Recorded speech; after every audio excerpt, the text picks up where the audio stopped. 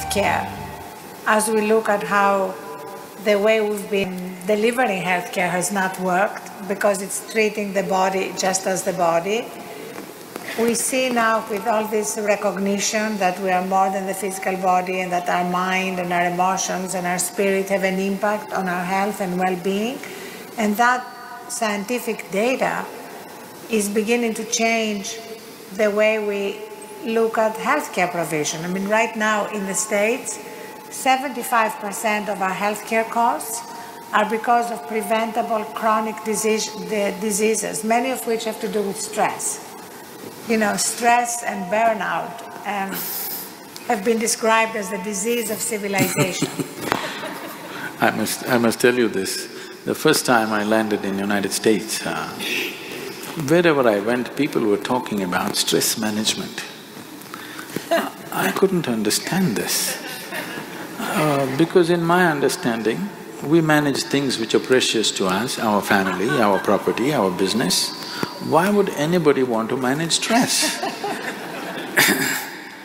It took me some time to understand that a whole lot of people have concluded that stress is a part of their life. Stress is not a part of your life or work or anything. Stress is just your inability to manage your own body, your mind, your emotions and your life energies. You do not know how to keep your body, mind and emotions, you will be stressed. Stress means the inner dimensions of who you are is under friction. There is sufficient friction in the world. Every day if we have to walk through this world, there's a whole lot of challenges and friction. That is there. But once the friction happens within this machine, within this mechanism, if there is friction, then you become completely debilitating. It becomes completely debilitating, which is something most human beings are experiencing today. It's like you're trying to run your car without the oil in it.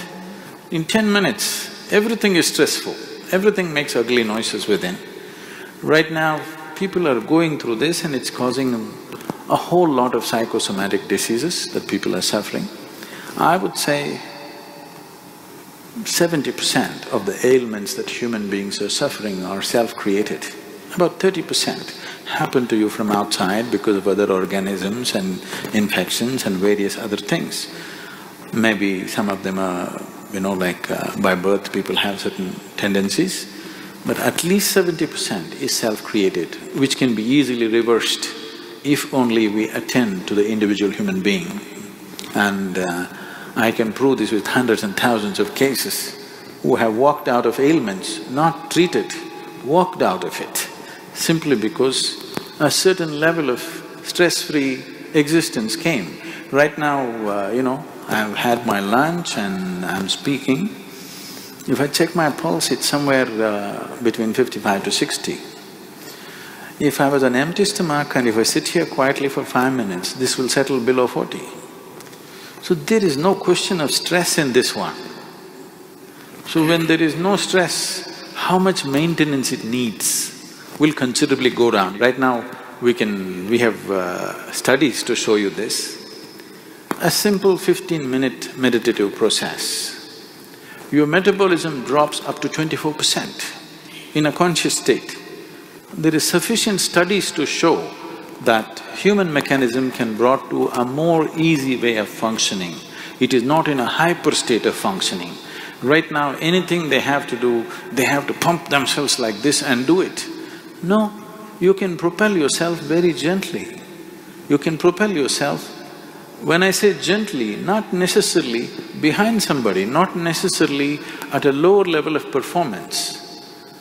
Human mechanism can be made to function different levels. If you're in a certain state of tranquility within yourself, right now I'm made like this, if I close my eyes, world just vanishes for me, it doesn't even exist for me. So, how you keep the system is important. Now we're talking about this being a World Peace Day.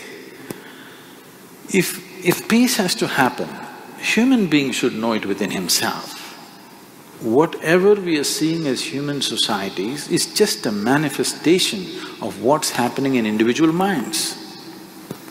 When individual minds are in such a turmoil, How do you bring peace to the world? It's going to be just empty talk.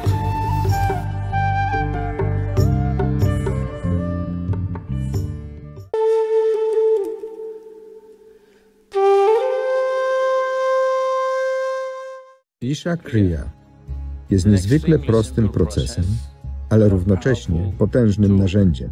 Te trzy składniki – Twój oddech, Twoja myśl i Twoja świadomość. Jeśli użyjesz ich we właściwej kombinacji, Twoja zdolność do korzystania z umysłu i ciała stanie się tak bardzo usprawniona, że dla kogoś z boku wyglądasz niemal jak super człowiek. Ale mówię Ci, to jest ludzkie. Tu nie chodzi o bycie super człowiekiem, lecz o uświadomienie sobie, że bycie człowiekiem jest super.